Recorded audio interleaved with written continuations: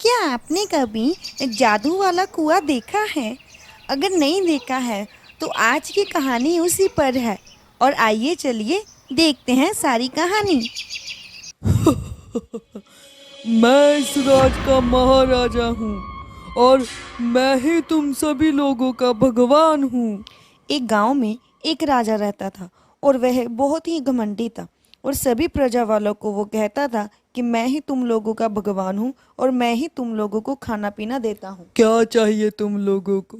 महाराज महाराज, मेरी बेटी की मुझे शादी करनी है और मुझे कुछ पैसे चाहिए ताकि मैं अपनी बेटी की शादी कर सकूं। तो पहले ये बताओ कि तुम्हें जीवन किसने दिया? भगवान ने। दुष्ट, तुझे ये नहीं पता कि तुम मेरे पास ही मांगने आए हो और तुम भगवान का नाम ले रहे हो? मैं ही तुम लोगों का भगवान हूँ। मैं ही तुम्हें अन्न प्रदान करता हूँ और मैं ही सब कुछ हूँ। ले जाओ इस दुष्ट आदमी को और बंद कर दो काल कोठरी में जाकर। राजा किसी के भी मुख से ये नहीं सुनना चाहता था कि वह जो भी पा रहा है वो भगवान की वजह से ही पा रहा है। पिताजी पिताजी, हमें जेवर और नए वस्त्र चाहिए। हमें आप आज ही लेके दीजिए। सीता बेटी, तुम्हें कुछ नहीं चाहिए? जी पिताजी, मुझे चाहिए। मुझे भगवान कृष्ण जी के लिए कुछ वस्त्र चाहिए। क्या? तुम्हें पता है तुम क्या बोल रही हो? मेरे होते हुए तुम उस कृष्ण की पूजा करोगी? पिताजी, उन्हीं की वजह से तो आप यहाँ पर हैं और उन्हीं की वजह से तो आपको ये सब कुछ मिला है। नहीं, मुझे मिला है तो वो मेरा है। मैंने खुद लिया है, मुझे किसी ने नहीं दिया। और इस प्रजा का मैं ही भगवान हूँ और मैं ही सब करता हूँ। राजा जब भी अपनी बेटियों से पूछता कि तुम किसका दिया खाती हो तो बेटियां यही बोलती थी कि आपका दिया हुआ, परंतु सीता हर बार यही कहती थी कि मैं अपनी किस्मत का दिया हुआ खाती हूँ और भगवान कृष्ण जी का। थोड़े ही समय के बाद महाराज महाराज, आपकी बेटियों के लिए मैं बहुत ही अच्छा घराने का रिश्ता लेकर आया हूँ। वह लोग पुष्ट कोटि के महाराजा हैं और उन सभी लोगों का सोने का व्यापार है। ठीक है, हमें मंजूर है और तैयारियां शुरू की जाए। सीता, जी पिताजी। अब भी तुम्हारे पास समय है। मान लो कि मैं ही भगवान हूँ और मैं ही तुम लोगों को सब कुछ देता हूँ।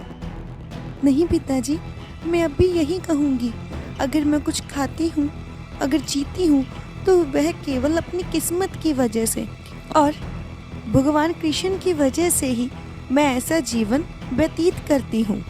तो ठीक है, अब मैं तुम्हारी शादी एक कोहड़ी के साथ करूँगा। मैं फिर देखूंगा कि तुम्हारी किस्मत तुम्हें कैसे ठीक रखती है और एक न एक दिन तुम्हें वापस मेरे पास ही आना होगा। महाराजा ने अपनी तीनों बेटियों का विवाह एक अच्छे घराने में किया था, परंतु सीता का विवाह उसने एक अपाहिज और कोहड़ी के साथ कर दिया था और उसको घर से बेदखल भी कर दिया था। सीता का जिसके साथ विवाह हुआ था उसके पास कुछ भी नहीं था, ना घर ना ही दौलत, और वह भीख मांगकर ही अपना गुजारा करता था। और जब उसकी शादी हुई, मुझे माफ कर दीजिए, मेरी वजह से आपकी जिंदगी भी खराब हो चुकी है महारानी। मुझे महारानी मत कीजिए। अब से आप मेरे पति हैं और ये मेरी किस्मत का ही फल है। आज से आप मुझे मेरे नाम से ही पुकारोगे, कभी भी अपने आप को मुझसे छोटा नहीं समझोगे। चलिए हम जाकर खाना ढूंढते हैं। अल्लाह के नाम पर कुछ दे दो, कुछ दे दो अल्लाह के नाम पर। तुम इतनी सुंदर हो और तुम्हारा पति देखो, तुम तो जैसे कोई परियों की जैसे लगती हो। तुम इसे छोड़कर किसी और से शादी क्यों नहीं कर लेती हो? और तुमने इसके साथ शादी क्यों की है? जैसा श्री कृष्ण जी को माताजी मंजूर होगा मैं वैसा ही करती हूँ। ठीक है, ये भी तो सही है कि ये तुम्हारी किस्मत का ही असर है। चलो कोई बात नहीं, ये लो कुछ खा लो।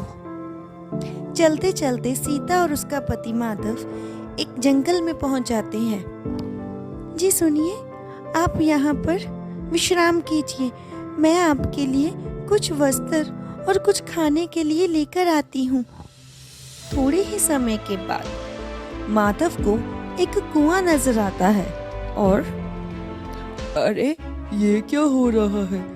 इसमें कोई भी अपाहिज जा रहा है और जानवर भी जा रहे हैं और वे ठीक होकर वैसे वापस आ रहे हैं। मैं भी इसमें जाकर देखता हूँ। अरे सुनो, तुम इसमें गए और तुम सफेद होकर कैसे बाहर आ गए हो? ये एक जादुई कुआं है और पिछले कुछ वर्षों से जो भी इसमें जाता है वो काले से सफेद और अपाहिज से बिल्कुल तंदुरुस्त बाहर आ जाता है। परंतु इस कुएं के बारे में अभी किसी को नहीं पता। जो भी यहाँ आता है केवल वही देखकर इसका उपयोग करता है।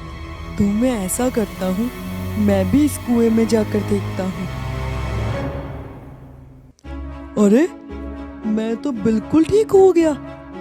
अब मैं ऐसा करता हूँ, मैं इस बाजू को वैसे ही रखता हूँ ताकि सीता को ये पता लग जाए। और जब सीता वापस आकर देखती है तो उसके पति के जगह पर एक बहुत ही सुंदर लड़का बैठा होता है। क्या आपने मेरे पति जी को देखा था? वह यहीं पर बैठे थे। मैं ही हूँ तुम्हारा पति। आप मेरे साथ मजाक मत कीजिए। मेरे पति तो चल भी नहीं सकते थे और आप देखिए, कृपया करके बता दीजिए आपने मेरे पति को कहाँ देखा है और वह कहाँ गए हैं? सीता, मैं ही तुम्हारा पति हूँ और मुझे मालूम है तुम यही मुझे बैठा कर गई थी, परंतु इस कुएं की वजह से मैं बिल्कुल ठीक हो चुका हूँ और यकीन नहीं हो रहा तो ये देख लो मेरी बाजू। मैंने इसी बाजू को रखा था कि तुम्हें यकीन हो जाए कि मैं ही तुम्हारा पति हूँ। और चलो, मैं तुम्हें अपनी प्रजा में लेकर जाता हूँ। प्रजा? कैसी प्रजा? आपके पास तो रहने के लिए एक घर भी नहीं है और प्रजा किसकी है? मेरी ही प्रजा है। मुझे इस बीमारी की वजह से उस प्रजा से निकाल दिया गया था और मैं अपने इलाज की वजह से वहां से बहुत दूर आ चुका था, परंतु आज उस प्रजा में मैं जा सकता हूँ। तो वे दोनों प्रजा की ओर जाते हैं और वहां जाकर सभी लोग फिर से अपने राजा को देखकर बहुत खुश होते हैं क्योंकि वह अब बिल्कुल तंदुरुस्त थे। और दूसरी तरफ सीता के पिता का किसी वजह से सारा साम्राज्य और उनका सभी गहना सभी कुछ चला जाता है और वह बहुत ही गरीब हो जाता है और अब वह सीता के पति से मदद मांगने के लिए आता है। अरे पिताजी, आप? सीता बेटी, तुम यहाँ पर? और तुम यहाँ क्या कर रही हो? पिताजी, आपने जिससे मेरी शादी की थी वह एक राजा थे, परंतु उनकी शारीरिक अवस्था के कारण वह अपने प्रजा से बहुत दूर चले गए थे। और आप यहाँ पर क्यों? बेटी, मुझे माफ कर दो।